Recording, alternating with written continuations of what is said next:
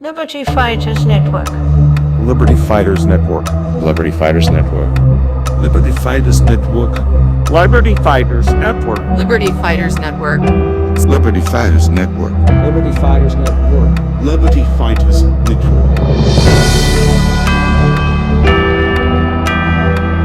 Liberty Fighters Network. Liberty Fighters Network. Liberty Fighters Network. Good day, liberators and fellow South Africans. I'm very much excited that finally we can reveal the secret that we have been holding back on for so long. And I'm very, very sorry, and I do apologize to all our supporters who have been waiting for this news for so long. But this hopefully, and I believe this is a Christmas present for all of us, and even people in other countries as well. So I have not rehearsed this video for the fact that I want you to capture my passion about this, and that this is really good news for everyone, and that I want you to share this with as many as possible people, because they need to know that we as a nation are united. We do see what is the real picture, even though the media wants to portray something totally different and wants to put that certain narrative in front of us.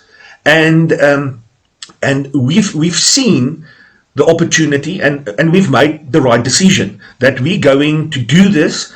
We are not, we have no remorse whatsoever that we have decided to do this. This is the right decision. This is something that I know the DAs and the AfriForums and the Solidarity, all the controlled opposition that make everyone believe that they are the best opposition to the African National Congress at this stage, while they are not. They are the enemies, the real enemies. And I honestly don't care whether we're going to have any loss of support because I'm saying that, but those supporters of us who's following us are with us on this, and we've tested this, what I'm going to reveal many times, and I know that the vast majority of our supporters will definitely be very happy about this. And I'm very sorry for those who feel that this was not the right decision.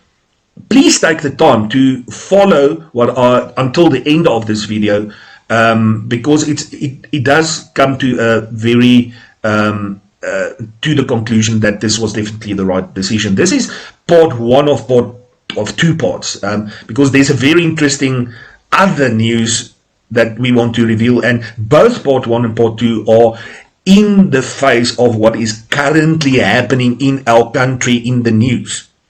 And Liberty Fighters Network has been part of that as a small fry organization, and COVID-19 denialists, and we've been slandered by the media on many occasions, and our media reports have been totally ignored.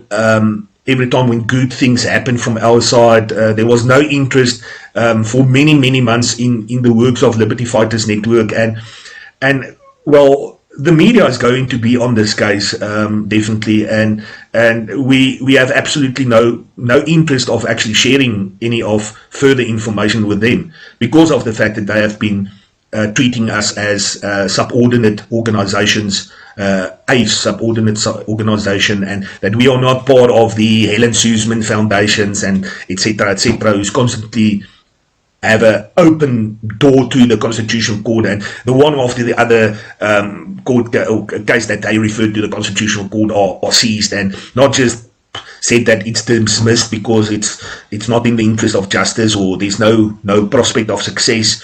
We know that many of our organizations who were fighting against the COVID-19 narrative, and the measures taken against us for that have just been dismissed by the Constitutional Court. Hence the reason why our COVID-19 challenge has been referred to the African Union, as our supporters are well aware, and have been subsequently seized.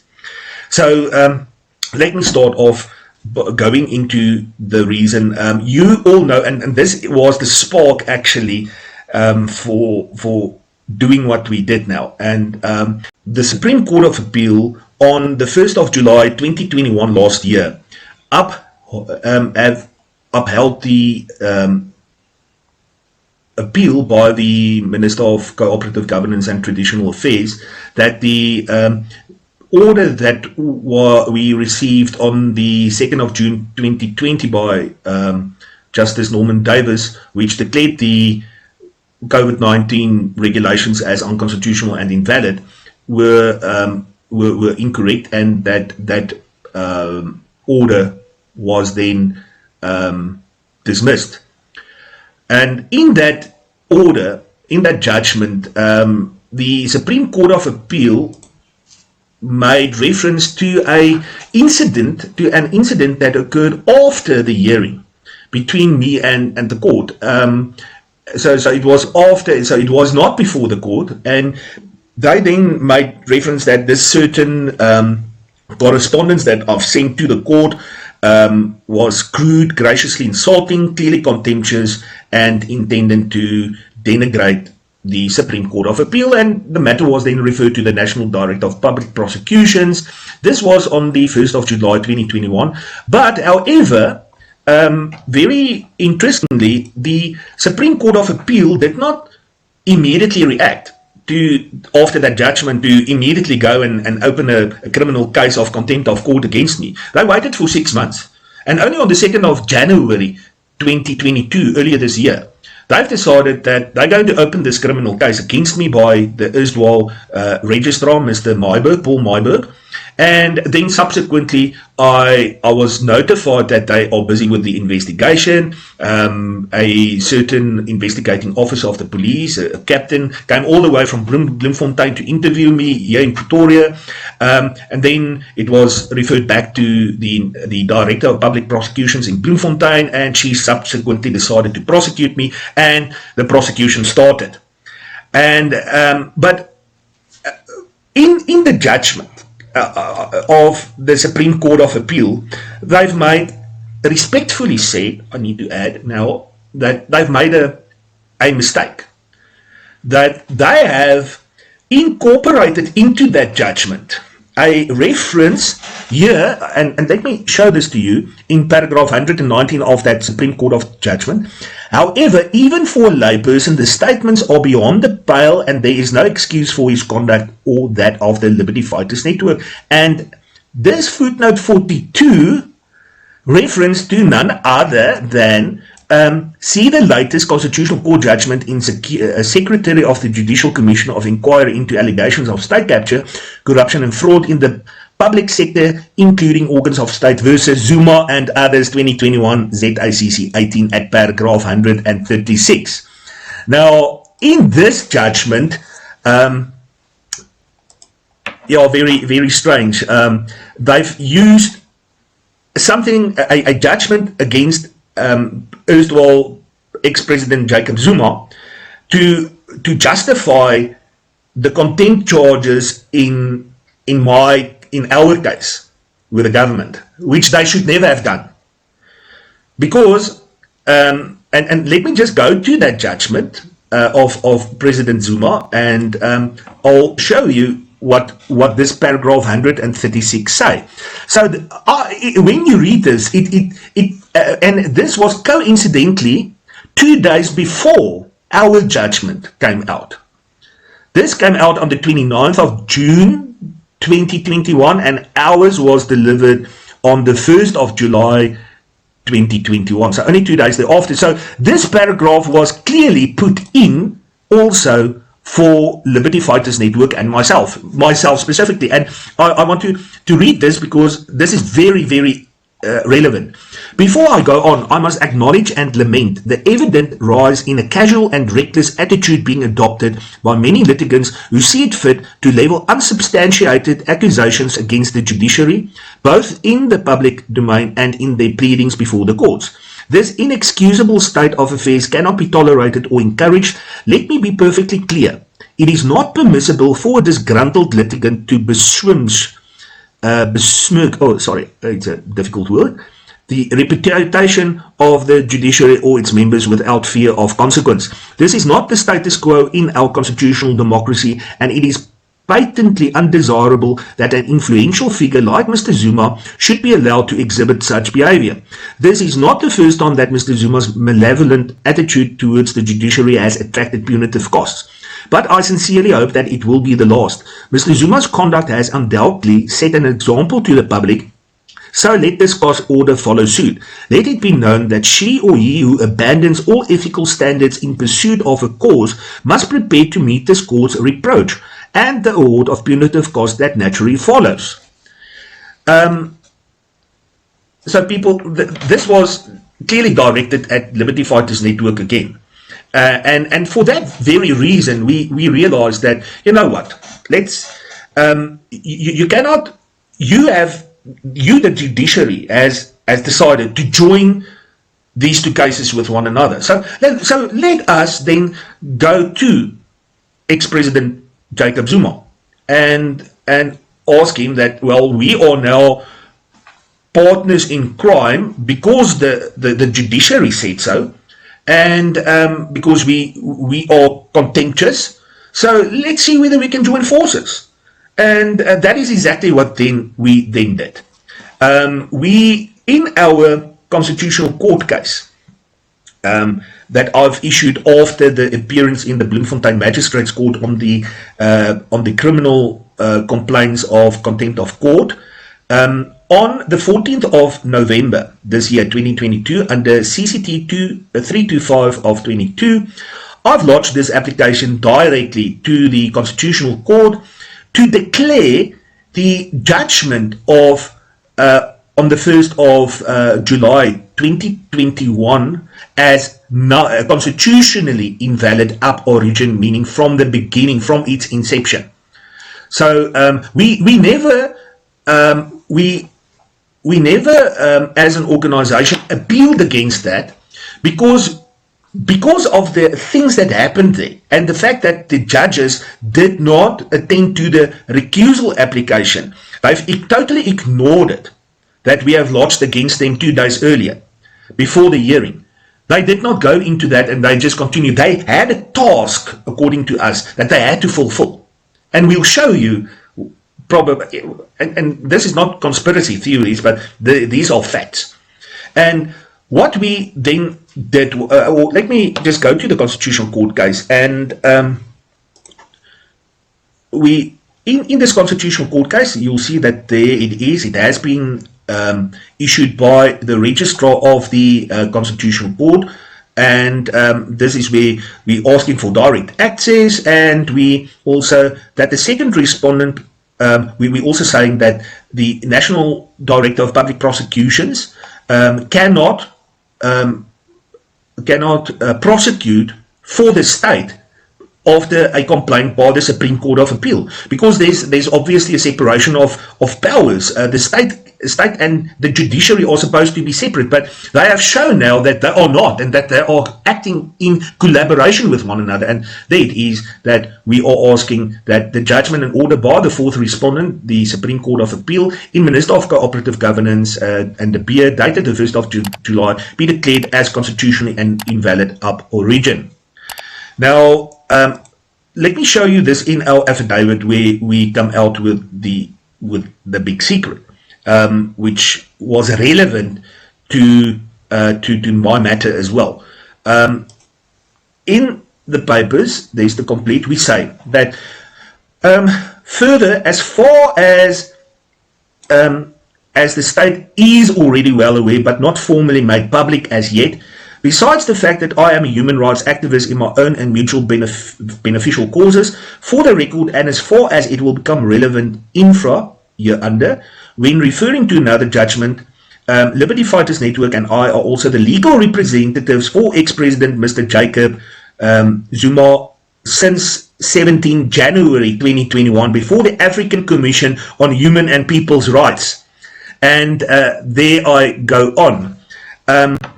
So yes, people. On the 17th, we've consulted with President Jacob Zuma, and we decided that we will then be the ones, based on his judgment where he was found guilty of contempt of court and sent to prison for 15 months. We are of the view that the Constitutional Court could never have made that decision, could never have made that judgment, because for the fact that there is no subsequent appeal. There is no appeal process after the Constitutional Court, and in criminal cases there must be. The African Charter itself demands that. After someone has been found guilty, you must have a process of appeal, and that was not afforded to President Jacob Zuma. And we then said that we're going to do the right thing, that let us, while your legal team is fighting your the ongoing challenge of the fact that you have been that you have been unlawfully released allegedly, let us then, while they're busy fighting that for you, we go after the imprisonment term directly to the African Union, because we've got the experience and we sort of part of it, because your case, Mr. Jacob Zuma, have been used as to justify the order or the ruling that was made against me in person as well by the Supreme Court of Appeal. So it's important for me to challenge that too, because that is part of my judgment as well. So for that very reason, we've obtained Mr. Jacob Zuma's written authority to launch a formal complaint to the African Union, to its African Commission on Human People's Rights. And let me just show you further the proof that, there's a few important things about this relationship, this bond between Liberty Fighters Network and Mr. Jacob Zuma. Number one, Mr. Zuma is not a member of Liberty Fighters Network, and the relationship between him, Liberty Fighters Network, and I are strictly professional and restricted only to legal representation before the African Commission on Human People's Rights and directly related issues. Number two, there is strict confidentiality of any personal information between Mr. Zuma, LFN, and I, where the parties agree to legal privilege at all times and protection of his private information. Then three, Mr. Zuma, LFN, and I do not necessarily share the same opinions and beliefs and distance one another unless specifically accepted by the other from any public utterances or interactions by another relating to any specific subject. Four, neither LFN nor I have any involvement whatsoever with the so-called state capture investigation. I have no authority to react or respond to matters relating to it on behalf of Mr. Zuma, and where I do directly or indirectly reference to it, it is done so by myself in person and does not assume to be the opinion of Mr. Zuma. 5. Neither LFN nor I have directly or indirectly received any monies from Mr. Zuma for their representation before the Commission, and we treat him exactly like any other person that LFN and I represent, without the expectation of any remuneration or kind of whatsoever nature, and do not profess that either LFN or I are registered legal practitioners applicable to the Republic.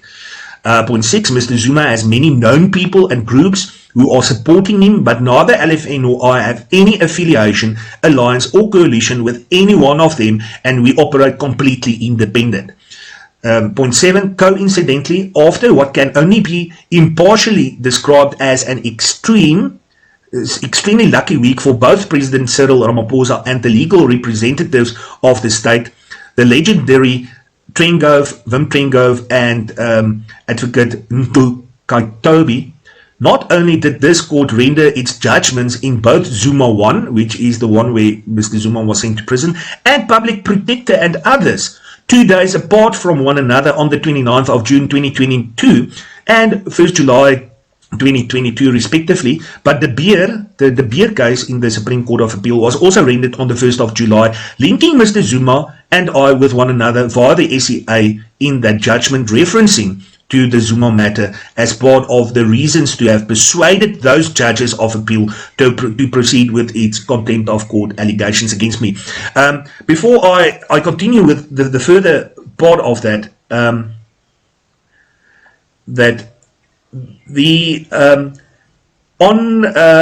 the 1st of July, besides the judgment against Jacob Zuma to send him to prison on the 29th of June, on the 1st of July, the Public Protector also lost her case against none other than our President Cyril Ramaphosa for the CR17 investigations that the Public Protector did, and that the Constitutional Court dismissed her request for leave to dismiss the application that she lodged, where the High Court earlier set aside her findings, her investigation against the president.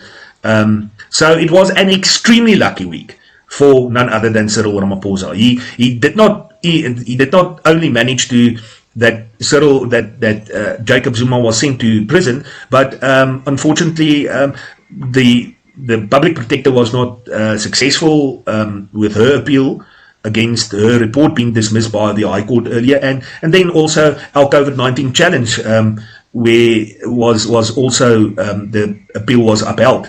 And I want to show you this quickly, and I'm not saying anything about this, but this needs to be mentioned and highlighted, and you must make your own decision about that. I'm just going to show you who the advocates were in all three those cases. In 1 week, the one after the other judgment came out. Let me show you this. In the secretary of in the one, Mr. Zuma was sent to imprisonment, there was Advocate Nku Kaitobi, senior counsel. He was acting for the applicant, the State Capture Commission. In our case, Wim Trengove was the counsel for the minister.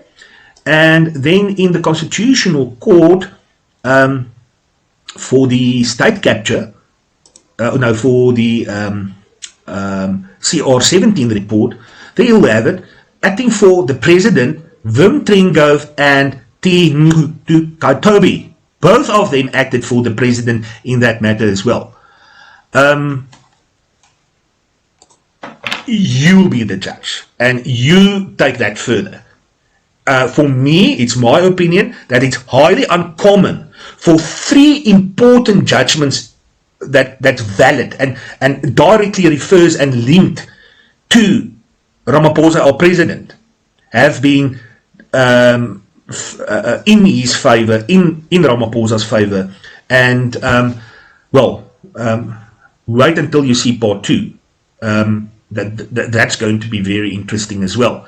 And so people, yes, I want to conclude that that Liberty Fighters Network and myself are indeed representing ex-President Jacob Zuma before the African Commission on Human and People's Rights.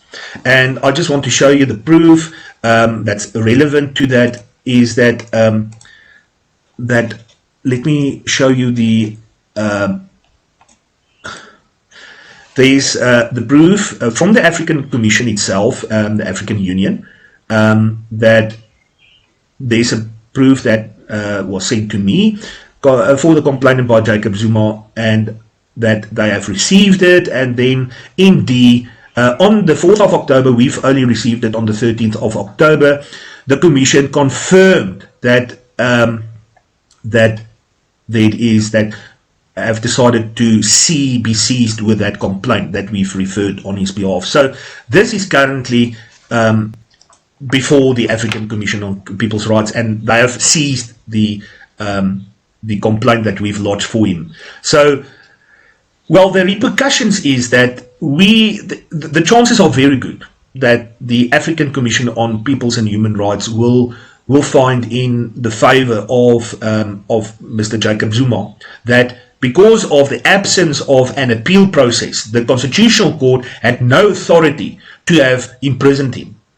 And that will eventually clear Jacob Zuma's name. And people, I need to end with this, that I will obviously have many things to say in future about this, but Jacob Zuma is not the evil one that the media has portrayed him to be.